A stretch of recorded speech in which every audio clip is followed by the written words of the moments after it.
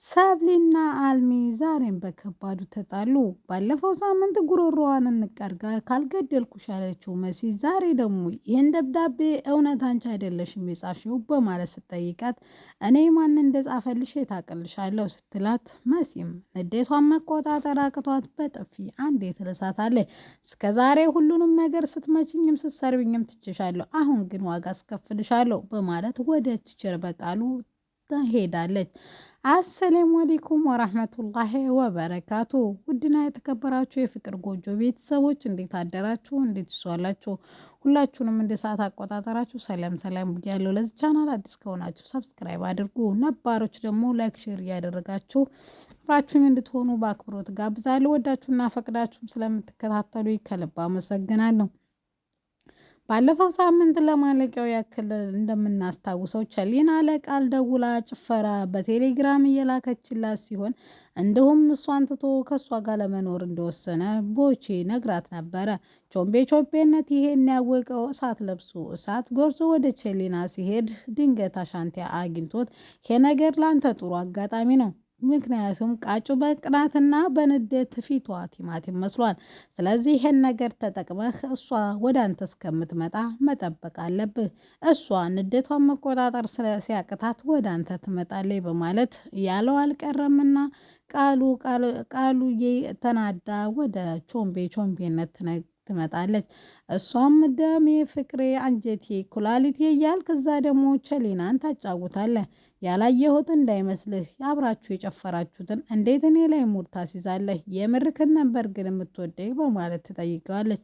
እኔ የምትይው ነገር አልገባኝም ብሎ ቾምቤነት መልክ ለመስራት ሞከረ።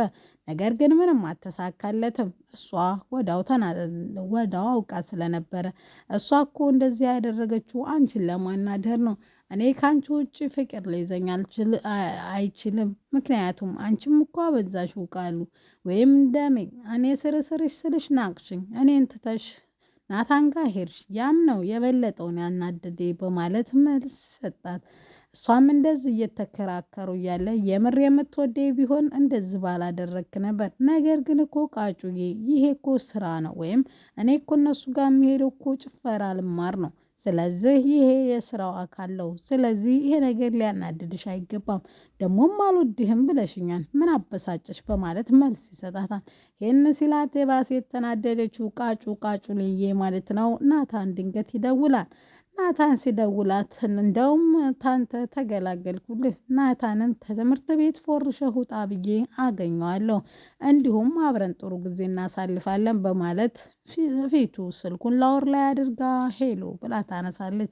ሄሎ የኔ አባት ስትለው የወትሮ የነበረው ጭቅጭቅና ወይም ቁጣ ስለሌለ ናታን በጣም ግራ ተጋብቶ የኔ አባት ያልሽኝ አንቺን ነው አንቺ ነች በማለት ይጠይቃታል። እሷማው የኔ አባት እንዴት ነህልኝ በጣም ናፍቀኸኛን በማለት እንደዚህ የፍቅር ቃላቱ ጣል ታረጋለች። ይህን ያየው ግን መቋቋም ያቃተው ስልኩን ይዘጋዋል። ምን እያደረግሽ ነው በማለት ይጠይቃል። እሷም አንተ ስታደርገው ኖርማል፣ እኔ ሳደርገው ንዴት የሆነብህ ከቶ ምን ይሆን ብትለውም እሱ ግን ቸሊና ጋር ሄደው ጭፈራ ሊማር እንጂ ወይም ያንሷን ፈልጎ እንዳልሆነ እሷ ብታፈቅረውም እሱ ግን እሷን እንደማያፈቅራት ቃል ገብቶ ይነግራታል። ይህን ድንገት ስዘጋበት ደግሞ ግራ የተጋባው ናታን እንደ የኔ ፍቅር የኔ ውድ ስትለኝ ነበረ፣ አሁን በድንገት እንዴት ስልኩን ዘጋችሁ ብሎ ስትዘጋበት ድጋሜ መልሶ ሲደውል ቾምቤነት ነበር ያነሳው። ቾምቤነትም ድጋሜ በዚህ ስልክ እንደማይደውልና እኔ ብዙ ጊዜ አስጠንቅቄሃለሁ፣ ወደ ሶስተኛው ሰማይ ነው ምልክ ጨርቆስን ብያለሁ፣ ይሄ ነገር ቢቀርብህ ይሻላል፣ እኔ በደሜ የመጣ ማንንም አልምርም በማለት ስልኩን ጆሮ ላይ ይዘጋበታል። ይሄን ያሰማው ደግሞ ናታን ተናዶ ይሄ ፋራ የሆነ ልጅ ለምንድነው የማይገቡ ለምንድነው የማይተው በማለት እየተበሳጨ ቁጭ ብሎ መሲ ድንገት ትመጣለች። አንተ ግን በጣም ታዘብኩ፣ የዘፈን ሙዚቃ ወይም የፍቅር ዘፈን ሙዚቃ እየዘፈነ ነበረ። እንዴት ይሄ ሁሉ ነገር ላይ ሲፈጠር እንደ ጓደኛ ትሪት ለማድረግ አትሞክርም? ትናንትና ራሱ አላገኘሁህም፣ ከትምህርት ቤትስ ለምን ጥለህ ሄድክ በማለት ትጠይቀዋለች። ትናንትና የሆነ ሰው ማገኘው ነበረ ለዛም ነው በማለት ይመልስላታል። ይሄም ቃጩ ናታ እሷ ከኔ የበለጠችብህ ስትለው ዝም ስትል ምንድነው ዝምታሽ ሲላትም በቃ እሺ ለማንኛውም ደብዳቤው ሁኔታ እንደዚህ አቅልለህ ባታየውና ትሪት ብታደርገኝ እንደ ጓደኛ ደስ ይለኝ ነበር። ነገር ግን አንተ ግን ለእኔ ምንም ጊዜ የለህም ወይም እንደ እህትም ቢሆን አትወደኝም በማለት ወይም የስም ጓደኛ ብቻ ነህ በማለት አስረግጣ ትነግረዋለች።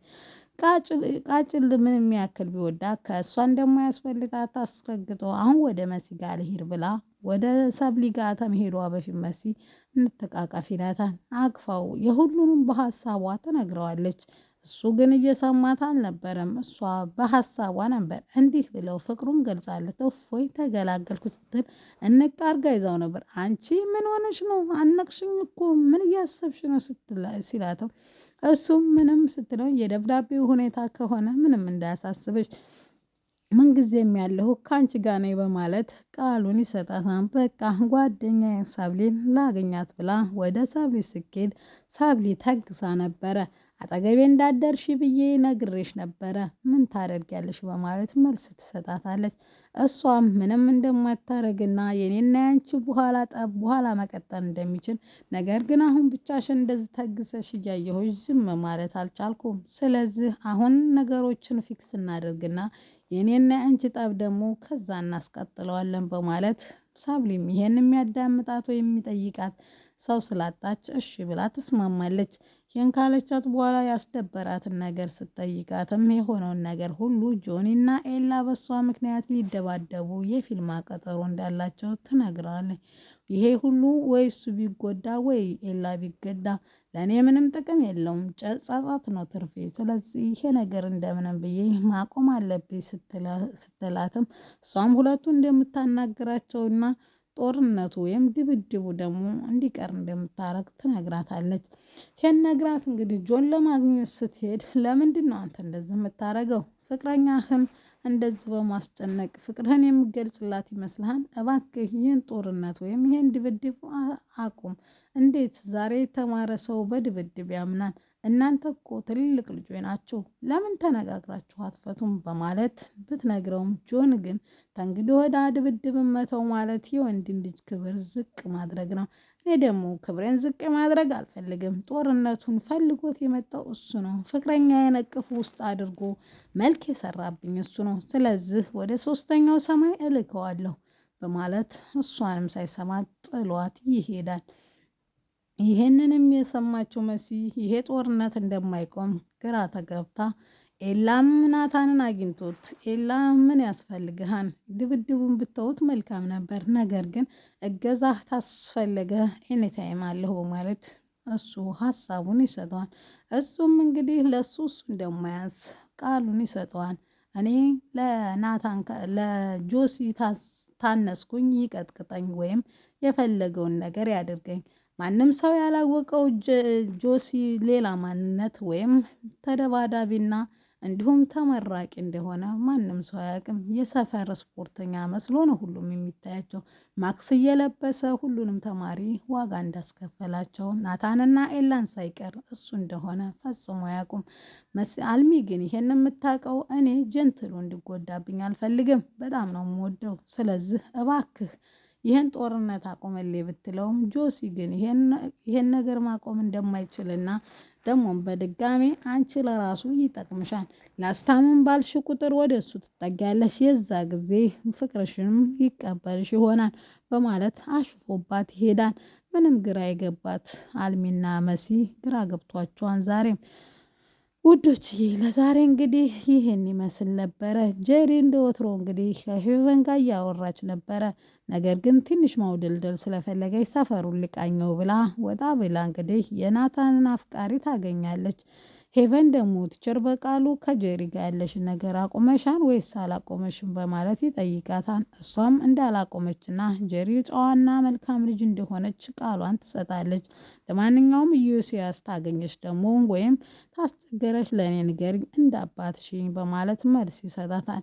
መሲ ቁጭ ብላ ደብዳቤውን እያየች አልሚ ትመጣለች። አንቺ አይጥ ነይ በማለት ትጠራታለች። እኔ እንስሳት አይደለሁም፣ ስለዚህ እኔ ሰው ነኝ፣ ስጠሪኛ ቤት የሚለው በስሜ ስጠሪ ነው በማለት ደሜን አታፍሊው ብላ በጥፊ ትመታታለች። በጥፊ እንደመታቻት እያለቀሰች ቲቸር በቃሉ ጋር ትሄዳለች። ቲቸር በቃሉ መሲን ጠርቶ ተንበርክካ ለ3 ደቂቃ ከቆየች በኋላ ይቅርታ ጠይቃት እንድታቅፋትም ያደርጋል። ይሄ ለመሲ ሞት ነበረ። ነገር ግን ከትምህርት ቤት ከመባረር ይሻላል በማለት አድርገዋለች። ዛሬ የነበረኝ አፍላ ፍቅር ይሄን